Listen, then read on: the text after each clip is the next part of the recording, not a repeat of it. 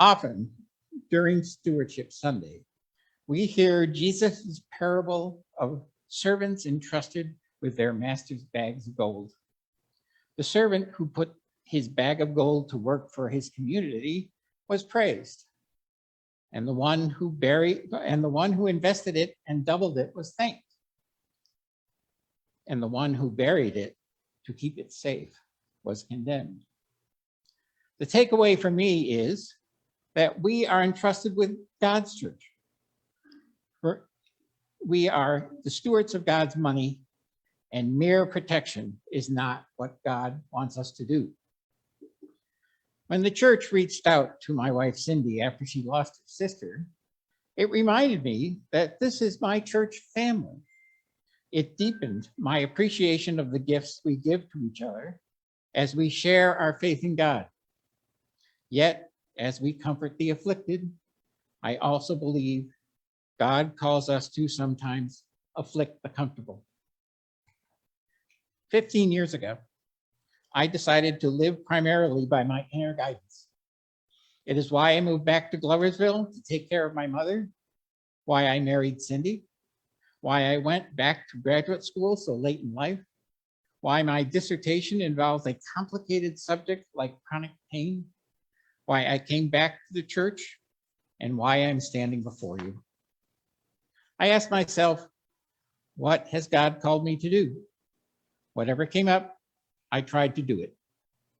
So far, my experience was that if I got a true call from God, the solution and resources would appear. It has always required me, however, to take an act of faith.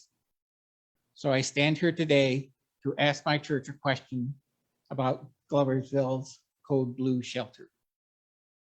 The Code Blue shelter has been a source of controversy in our community. No one said we should let homeless people die on our streets. They claim to just not want the shelter downtown where the homeless people tend to be found. We are in our third year of talking instead of acting. I wonder whether the opponents are arguing in good faith.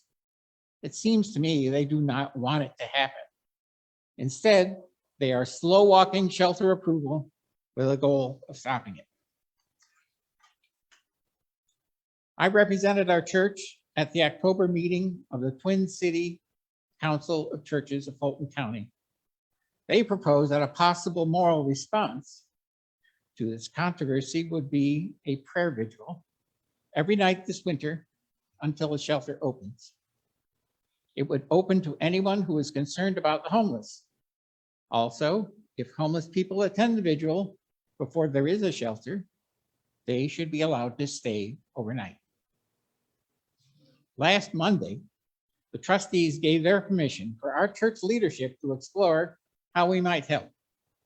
For our location is in the zone that will probably be controversial if we allowed homeless people to stay overnight. Yet we have a lot of questions about how this might be done. The people at the Free Methodist Church sponsored the Cold Blue Shelter proposal to date. They have earned the trust of the local homeless. This church will help us plan and answer our concerns. Basically, they have used up their political capital. Now they need our help to convince our community that it is unconscionable to leave people to suffer and possibly die in the cold of winter. I believe we are an incubator church. We have a history of reaching out and addressing problems no other local church would address. Yet we could take a leadership role in addressing homelessness with interfaith action. Our church vision is to build a beloved community. Joshua Royce coined the phrase in the early 20th century as a community of hope.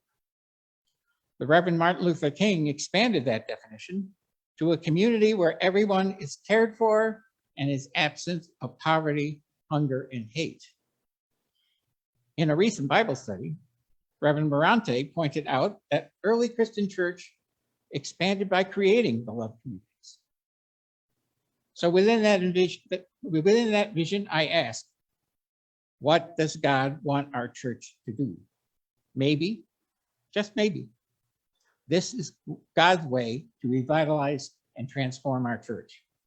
For me, the definition of courage is being afraid and then still acting.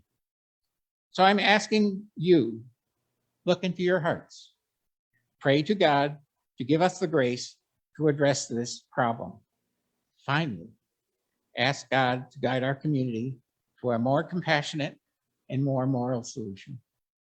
Thank you for listening.